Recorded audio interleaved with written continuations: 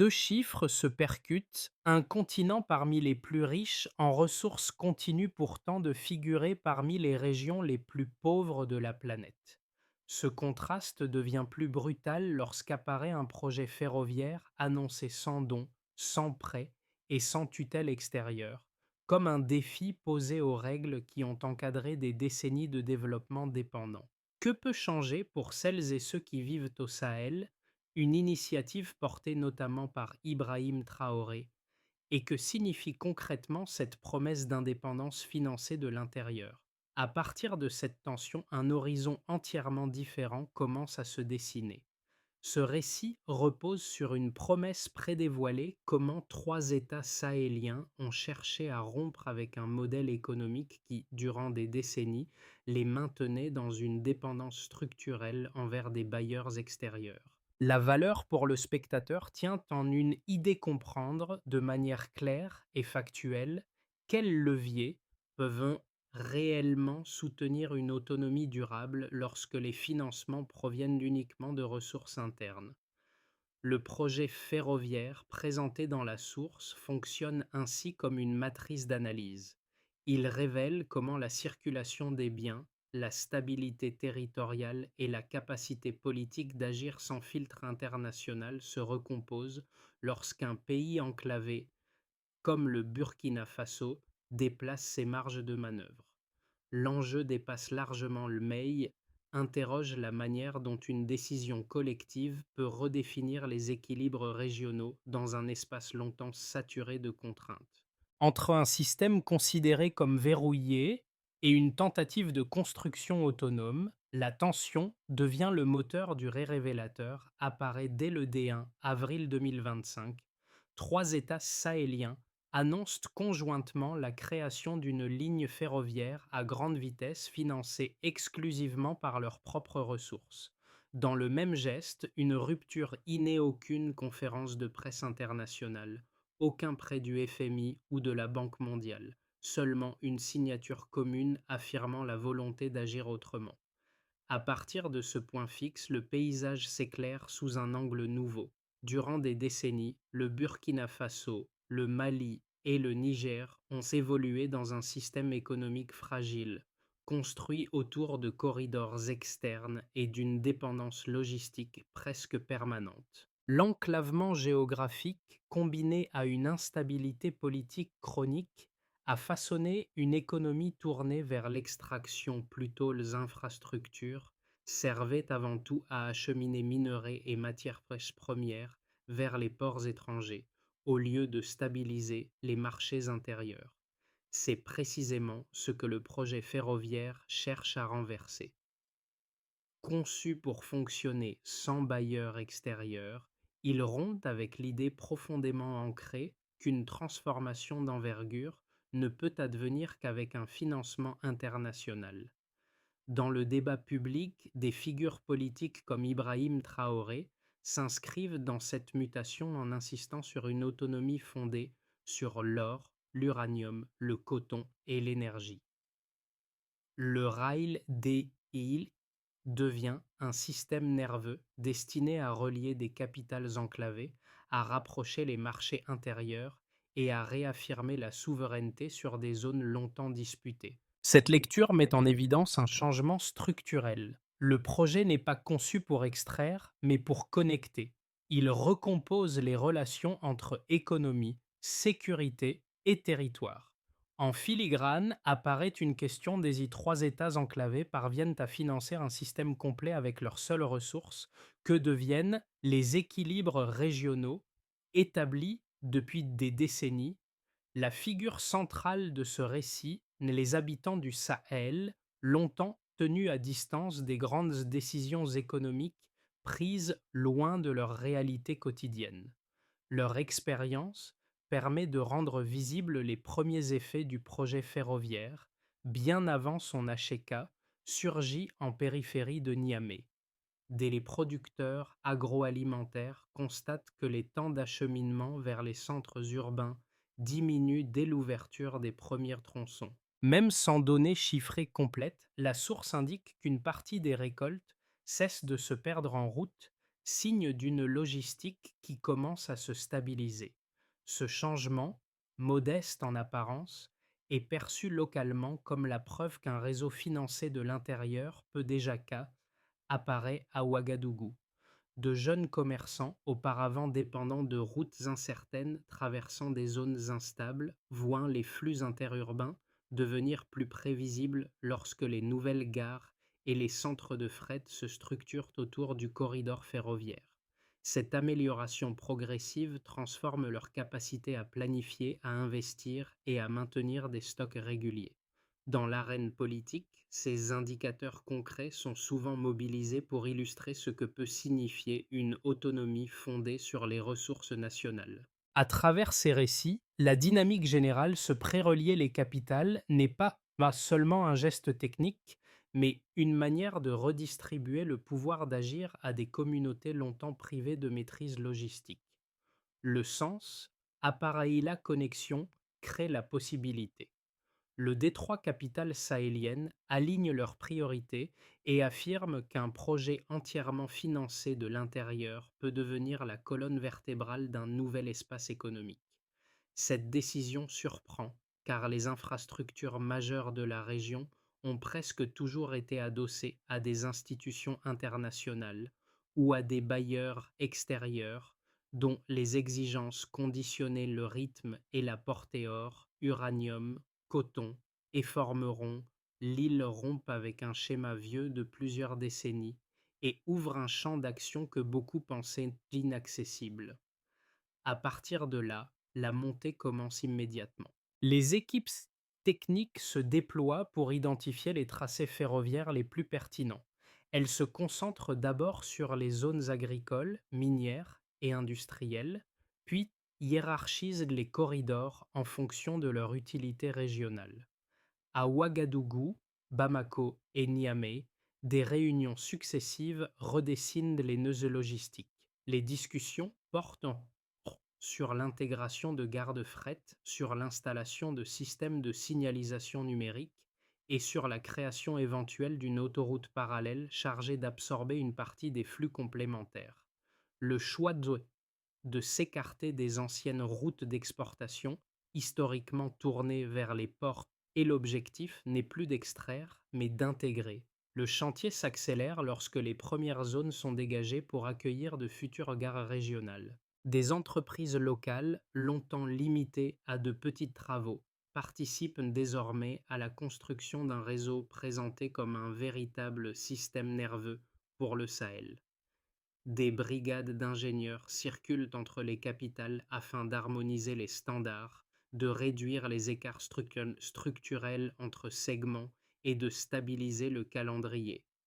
Dans les discours officiels, Ibrahim Traoré insiste sur l'importance de bâtir un ensemble cohérent, capable d'assurer une souveraineté logistique et une circulation interne des biens moins vulnérables aux routes extérieures. Le point culminant apparaît lorsque les premiers tronçons connectent réellement les bassins de production aux centres urbains. Les producteurs agricoles y voient une chance de récolte, décrite dans la source comme l'un des obstacles majeurs à la croissance locale. Les commerçants commencent à repenser leur chaîne de les trajets, autrefois imprévisibles, deviennent plus réguliers. Cette dynamique ne repose pas encore sur des volumes massifs, mais elle modifie déjà la manière dont les acteurs évaluent le coût du transport et la valeur de la proximité économique. Les répercussions, elles, se déploient en cascade. Les marchés urbains augmentent leur capacité d'absorption. Les petites entreprises trouvent de nouveaux débouchés régionaux, tandis que des industries émergentes identifient dans la continuité ferroviaire un levier potentiellement décisif pour stabiliser leurs approvisionnements. Sur le plan institutionnel, la création d'une banque d'investissement réelle verrouille l'autonomie financière du projet et protège le réseau contre un retour aux circuits anciens dépendant de prêts extérieurs. Cette structure, décrite dans la source comme un acte audacieux, renforce la conviction que le contrôle de la mobilité et des ressources ne peut plus être délégué. Dans cette séquence, chaque étape agit comme une accélération. Le projet cesse d'être une abstraction pour devenir une mécanique opérationnelle. Les territoires enclavés commencent à se percevoir autrement. Et, en arrière-plan, demeure la Méki, définit la trajectoire du Sahel lorsque l'infrastructure n'est plus un outil d'extraction mais un instrument de connexion. Pour comprendre l'ampleur du tournant décrit dans la source, il est nécessaire d'observer comment les quelques repères quantifiables fournis permettent de mesurer un glissement structurel. Le premier jalon, apparaît avril 2025, constitue la date à partir de laquelle les trois États sahéliens annoncent une ligne ferroviaire financée exclusivement par leurs propres ressources. Cette date est plus qu'un simple événement. Elle marque une rupture nette avec un baseline forgé par des décennies de dépendance logistique et financière. Cette borne temporelle structure l'analyse en fixant sur un début observable. À partir de ce repère initial, un second élément quantitatif se dé la formation d'un rédécrit dans la source comme un collectif suffisamment large pour créer une masse critique. Cette triade, concentrée sur un même objectif, modifie le rapport de force traditionnel face aux bailleurs extérieurs. Cette configuration tripartite intensifie mécaniquement la capacité d'intégration avant avril 2025. Les infrastructures majeures étaient presque toujours déclenchées par des financements internationaux. Après, le gouvernement contourne les délais administratifs typiques des institutions internationales et évite les conditions attachées aux prêts extérieurs. Cette autonomie financière accélère logiquement le rythme des décisions politiques. Le troisième indicateur exploitable dans la source concerne la réduction des pertes agricoles observées sur les premiers tronçons opérationnels. Même sans pourcentage exact, l'indication reste suffisamment nette pour fonctionner comme repère quantitatif minimal. La source précise que des récoltes cessent de se détériorer en route grâce à un acheminement plus rapide vers les centres urbains. Cette amélioration logistique augmente indirectement la valeur économique des produits agricoles. Ces trois éléments, même limités, permettent de reconstituer un raisonnement chiffré cohérent. Le baseline correspond à une économie caractérisée par des coûts de transport élevés, des itinéraires imprévisibles et des pertes fréquentes dans les chaînes d'approvisionnement. L'évolution décrit un environnement où les itinéraires se stabilisent, où les marchés urbains deviennent plus accessibles et où les productions locales se dégradent moins avant d'arriver à destination. Cette transition déplace les paramètres d'évaluation des activités régionales. La source rappelle également que les réunions techniques entre Ouagadougou, Bamako et Niamey se succèdent pour réduire les écarts structurels entre segments. Même sans chiffre précis, leur fréquence renvoie à un phénomène synchronisation progressive des chantiers. Cette coordination serrée renforce l'efficacité opérationnelle du réseau. L'ensemble de ces données permet d'éclairer la démarche politique. En présentant un projet ferroviaire financé dont Ibrahim Traoré démontre qu'un modèle entièrement autonome peut produire des effets mesurables, même à un stade précoce. Les délais raccourcis, la diminution des pertes agricoles et la création d'une masse critique régionale traduisent une dynamique qui, sans renverser immédiatement l'équilibre continental, modifie déjà des régularités du transport, valeur des produits acheminés, stabilité des flux internes. Cette recomposition des indicateurs redéfinit le cadre d'analyse du développement régional. Ainsi, même limitées, les données fournies dans la source suffisent à montrer comment un projet conçu pour unir trois pays transforme des délais, pertes, coordination, autonomie financière sans aucune extrapolation extérieure. Elles offrent une grille de lecture sobre, rigoureuse et fidèle à le comprendre la portée réelle d'une infrastructure pensée pour connecter plutôt que pour extraire. Le premier argument en faveur de l'aide internationale s'appuie sur une idée largement qu'un projet d'infrastructure d'envergure ne peut réellement émerger sans capitaux extérieurs. Dans cette perspective, les États ça est enclavé, soumis à des contraintes budgétaires fortes et déaurait un besoin structurel de dispositifs financiers internationaux. Ces mécanismes offriraient, selon leurs défenseurs, une stabilité institutionnelle, des garanties techniques et une gestion des risques que les économies locales auraient du mal à absorber seules. L'histoire récente du continent semble soutenir cette thèse. Nombreux tronçons routiers, barrages ou couloirs commerciaux ont vu le jour grâce à des prêts conditionnés ou à des programmes d'assistance mobilisés par de grandes institutions. Pour les partisans de cette vision, agir sans ces circuits reviendrait à se priver d'un levier indispensable. En face, un second argument structurel conteste cette dépendance prolongée. Il met en lumière les effets politiques des prêts conditionnés, leur capacité à orienter les priorités nationales, à imposer des délais en décalage avec les besoins locaux et à maintenir, sous une forme nouvelle, des rapports de dépendance économique. Dans le récit fourni par la source, cette critique apparaît. Une partie des élites dénonce un mécanisme qui maintient la pauvreté en limitant l'autonomie stratégique des États. Selon cette perspective, un financement extérieur, loin d'être neutre, façonne les marges de manœuvre internes et prolonge des asymétries anciennes. La réponse issue du cas sahélien se situe précisément entre ces deux pôles. Le projet ferroviaire, décrit dans la source, n'est pas présenté comme un rejet idéologique de l'aide, mais comme une démonstration pragmatique.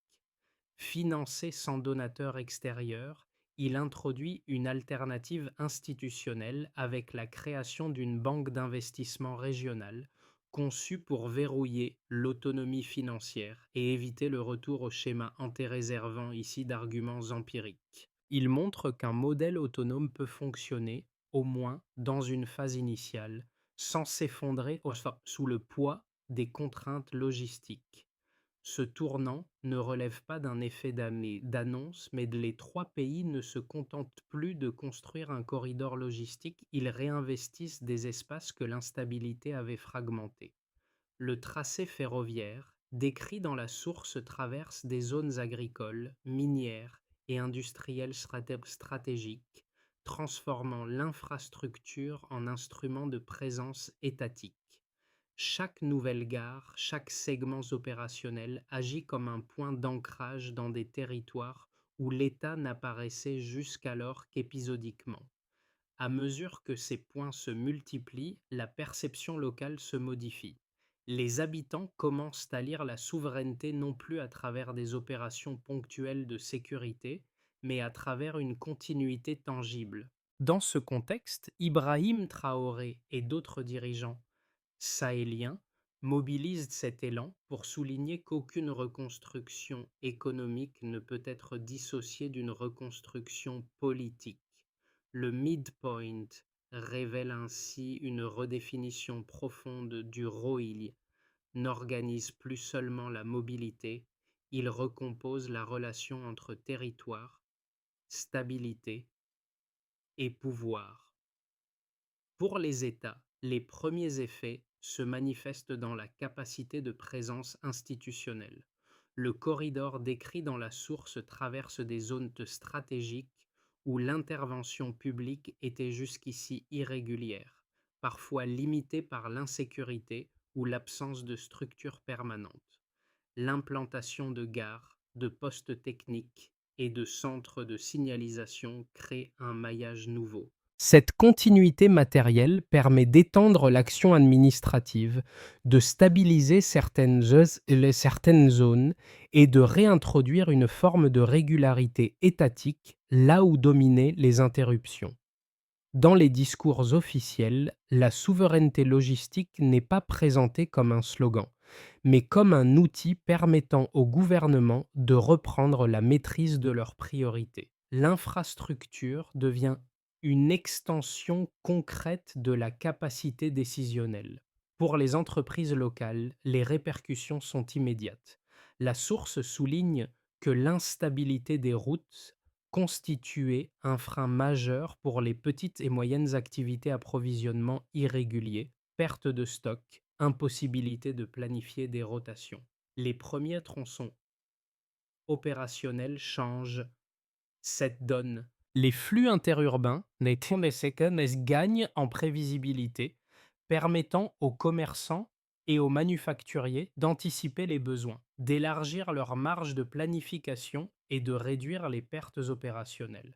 Cette amélioration, même progressive, modifie déjà et elle rend les cycles d'investissement moins risqués et favorise l'émergence de pôles commerciaux autour des nouvelles gares. Pour les agriculteurs et les jeunes générations, les effets portent une dimension tangible et symbolique.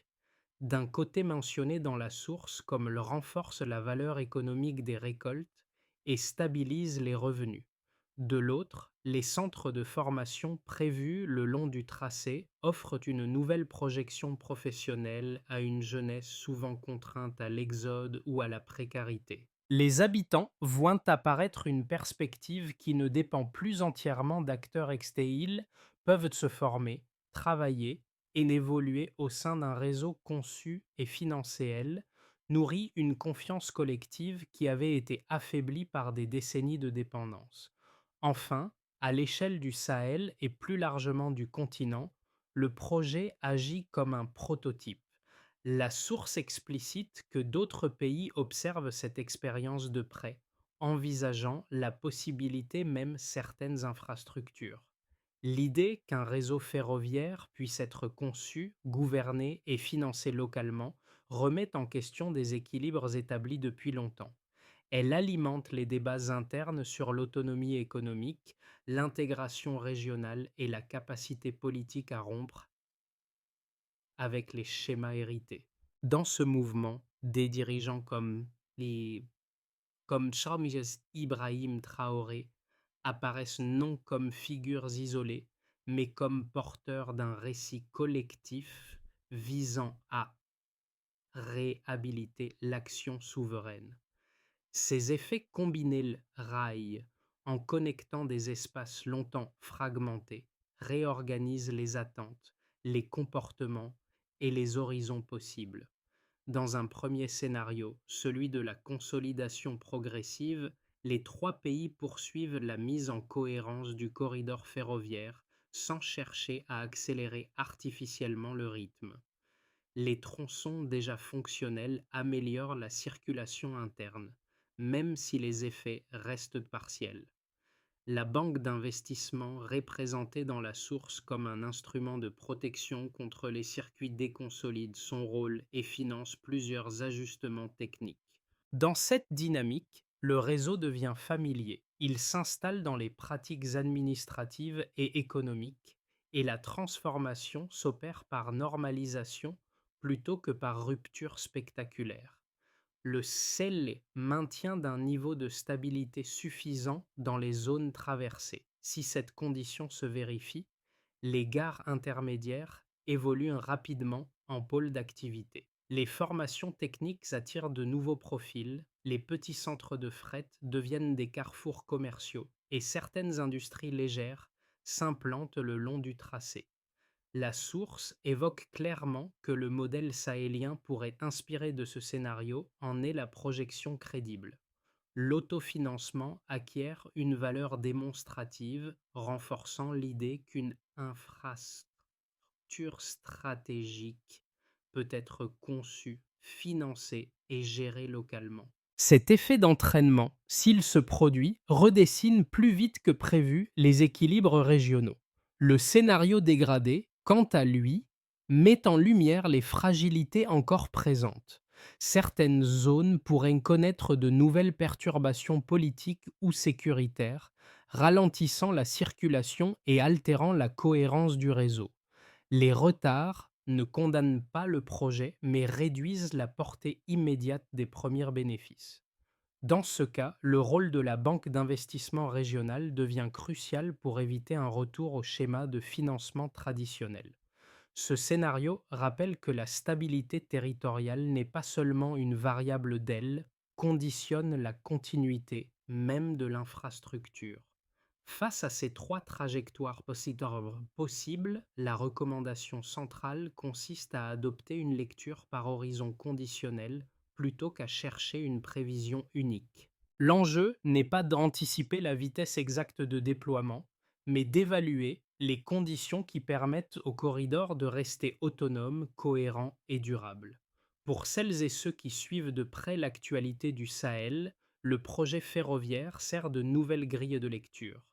La source montre comment ce corridor, bien qu'encore partiel, déplace les récits habituels centrés sur la dépendance ou l'instabilité, laisse place à la possibilité d'une réorganisation interne fondée sur les ressources nationales. Le rail devient un repère permettant d'interpréter autrement les rapports de force régionaux, non plus seulement à travers des crises, mais à travers des décisions structurantes portées collectivement.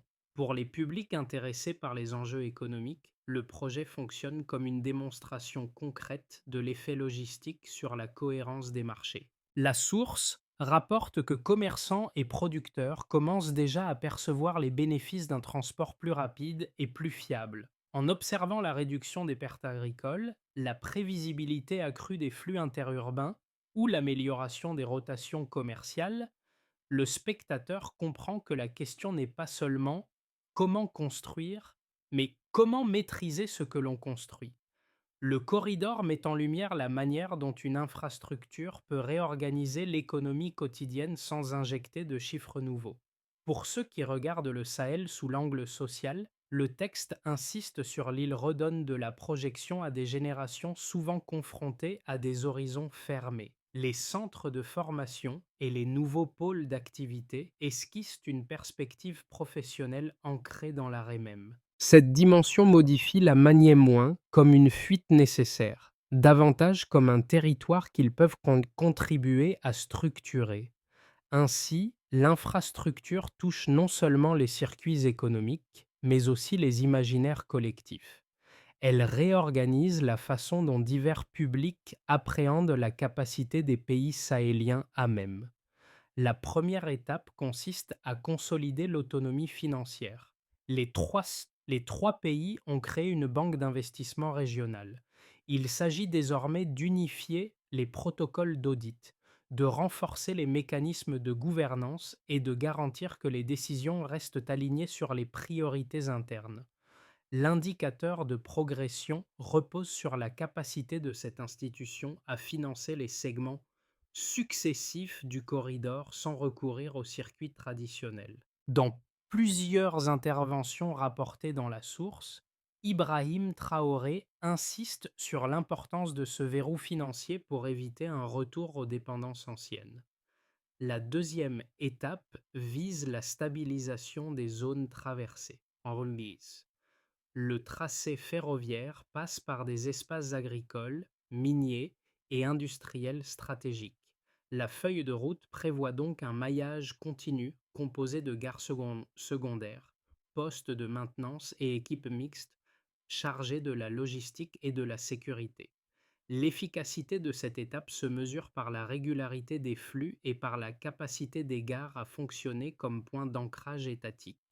La troisième étape consiste à intégrer durablement les formations techniques au cœur du projet. Les centres de formation mentionnés dans la source doivent devenir des structures permanentes, capables de former conducteurs, techniciens, ingénieurs et planificateurs. La mesure de réussite repose sur le pourcentage de compétences internalisées et sur la diminution du recours à des équipes externes. Enfin, la quatrième étape vise à harmoniser les marchés intérieurs autour du corridor. Il s'agit de réduire les pertes agricoles, de stabiliser les chaînes d'approvisionnement et de renforcer les échanges interurbains. Le suivi passe par l'observation des flux, de la fréquence des rotations et de la capacité des petites entreprises à maintenir des stocks réguliers. Cette feuille de route ne rajoute rien à elle, organise simplement les actions nécessaires pour transformer une initiative en autonomie durable. En revenant vers les habitants du Sahel, ceux dont les gestes quotidiens ont signalé les premiers signes de changement, le sens profond du projet apparaît avec une netteté nouvelle. Les gares, qui s'élèvent au milieu de terres autrefois isolées, Iarate, deviennent les marqueurs d'un territoire qui se reconstruit pièce par pièce. Chaque tronçon actif, chaque chaîne logistique stabilisée, chaque marché reconnecté témoigne d'une volonté collective que des décennies de dépendance n'avaient pas réussi à éteindre. Dans cette trajectoire, Ibrahim Traoré et les autres dirigeants sahéliens n'apparaissent pas comme des héros solitaires, mais comme des relais d'une dynamique déjà présente dans les communautés. Leur rôle consiste à où un espace ne se transforme durablement que lorsque celles et ceux qui y vivent reprennent prise sur leur avenir. Le rail devient alors un fil conducteur reliant des aspirations longtemps dispersées, une structure tangible autour de laquelle des attentes, des pratiques et des imaginaires peuvent se réorganiser.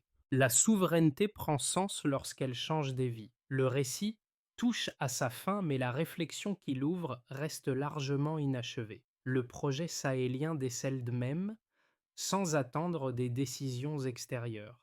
À mesure que les gares, les corridors techniques et les centres de formation se structurent, une manière nouvelle de penser le futur circule parmi les populations. Dans les débats régionaux, des expressions comme Ibrahim Traoré Burkina Faso, les analyses rapprochées d'une Ibrahim Traoré interview ou encore les discussions relayées dans les Burkina Faso News témoignent d'un intérêt croissant pour cette expérience singulière. Ce n'est plus seulement l'infrastructure qui retient l'attention, mais la possibilité que celle d'un espace qui réapprend à décider collectivement, avec ses propres ressources et ses propres contraintes. Partager ce récit, le confronter à d'autres exemples africains et nourrir un dialogue exigeant permet de renforcer une culture de responsabilité nous si l'autonomie devenait réellement possible